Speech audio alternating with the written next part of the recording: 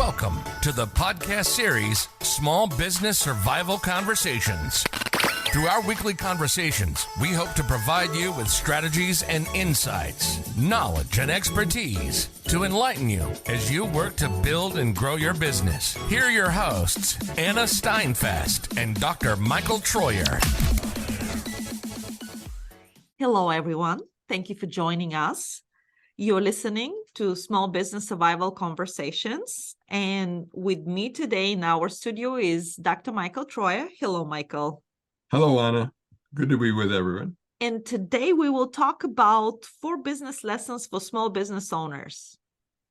I think this is a good time at the beginning of the year for us to suggest to our readers some things to go back and do a quick reflection on. Yes. That's what in front of us. And some of this advice will give you, or tips or lessons, probably are reminders, but we need reminders because sometimes when we are so focused on day-to-day work, we forget what really needs to do. And I will just jump right in. In the first lessons is to have a profit plan, Michael. Mm-hmm. And I like this idea because it's, instead of saying a strategic plan, which is kind of a complicated and longer look, it's do a profit plan, a net profit action plan, if you will, with about a 12-month horizon. Kind of keeps us focused. Says, are we making progress? If not, along the way, if we monitor it properly, we keep asking ourselves, we're not quite where we hope we would be by the 6 months. What do we need to change this to get back and achieve our net profit plan for the year? So it's a nice short-term focus. And focusing on the profit allows you to really focus on the profit. Yes. The reason for me just repeating that is because a lot of times we will set our goals for revenue, annual revenue, and the annual revenue cannot give you full picture how the business is doing, because at the end of the day, you will be left with the money, what is left over after all the expenses you have paid. So that's why our advice, we strongly recommend that you focus on the profit rather than the top line or the revenue line. And there is a very good book, Profit First, from Mike Bakalowitz, who has done this fabulous job of explaining and even giving you a action plan how you can do that. But Anna, I made all this money this year. Why do I have to close my business? Because I spent all this money too. Exactly. Right? Yes. Yes. I didn't have any profit. If you don't pay attention to your profit, yes, you may be in red and you don't even understand that. So, and number 2, Michael, what is the lesson number 2? I think it's that you need to always think about adding to your line of credit, because you never know with all this uncertainty up ahead when you might need to have a little bit more credit available to you. And I like the idea that you add to your line of credit, you expand it when times are good, when you're able to do so, and then carry it, rather than waiting when times are bad and then going to the bank and saying, I need a little more line of credit. And the banker says, but look at your financials. I've just looked at your P&L. No, I'm not going to give you more money. You may be disappearing. I can say that as an ex-banker, my advice is go to the bank when you don't need the money. Mm-hmm. If you need the money, the banks don't like that. If everything is going good right now, go and obtain larger line of credit just for security purposes. Don't utilize it. Don't go and spend the money. Just go and increase your line of credit as a cash flow protection. Think how much it eases your mind when you know that money's there, even though you don't want to use it. And the worst thing you can do is say, oh, I don't need to expand my line of credit. I'll just use my credit card. Oh, no, terrible mistake. Bad mistake. High, expensive money. Interest rates eat up so much of what you're trying to do. Get that line of credit expanded when you're able to. Number 3, use small, steady steps. I think so often we get started on something we want to achieve, and it's big, and we throw everything we've got into it, and we run like crazy because it's exciting to try to get to the end point, and then we burn out or we get off track.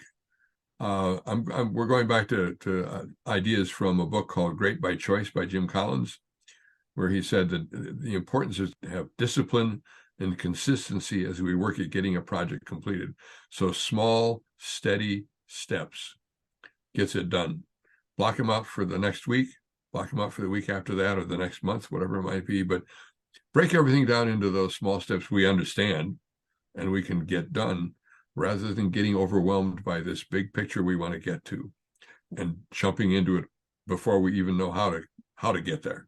Yes, that's an excellent lesson, Michael, because, sometimes when you see this big, huge project we have to tackle, it's easy if we break it down. And we had some episodes we spend time in giving you some ideas how we can break down the project, but we want, just as a lesson and reminder, just a small, steady steps, and you will get it done. And then we have a fourth one. And that's that you need to sit down and ask yourself, if things aren't going well, because we've come through a tough time, we need now, while we're still reasonably objective, to put a number in an envelope that says, how much can we afford to lose before we stop losing and we step away and start something else or go into something else? I see too many businesses who don't have a number that they know this means the end has come. It's not the end of the world, but we've lost what we invested in so far. We need to step away now and freshen ourselves, go somewhere else, work for somebody else for a bit. It's kind of like a circuit breaker.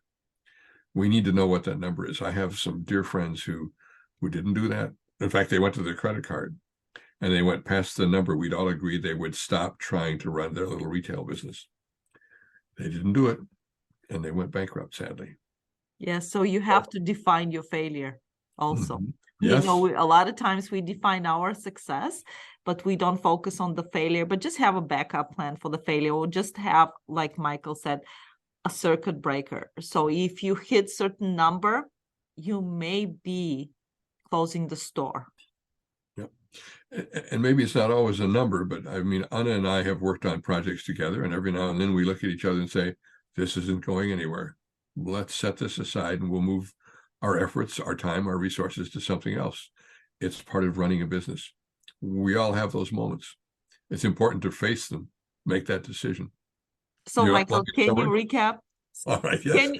Can you recap for us? I can. I'll do my best. You notice we mentioned kind of the word action plan, which Anna and I believe in a lot. So first of all, develop a 12-month net profit plan, an action plan for how you're going to get to a certain profit by the end of the year. Live with it at least monthly, if not weekly. Second, when you're doing well, adjust that line of credit, expand it, increase it. That's the time to ask the bank to give you a little more room for the uncertainty up ahead. Number three, start with small, steady steps when you're opening up a project. Do it in disciplined, consistent, small steps, and you'll get it done. If you let the whole thing overwhelm you and you go full bore on just that project, so many other things get lost and you get overwhelmed. Don't let that happen. Number four, acknowledge to yourself when failure is really at the door on something you've started. It could be a project, could be a business, but be honest with yourself now and say, this is the point at which I have to tell myself, I'm done. I'm going to leave this behind and move on to whatever comes next. Those are the lessons we all need to have as small business owners. That they're what is going to keep us in the game or bring us back into the game. Thank you, everyone, for listening to us. You've been listening to the Small Business Survival Conversation podcast. Make sure to like, rate, and review the show. And don't forget to join us next week for another episode. In the meantime, hook up with us on our Facebook group at Small Business Survival Tools and Tips. Till next time, thank you for listening.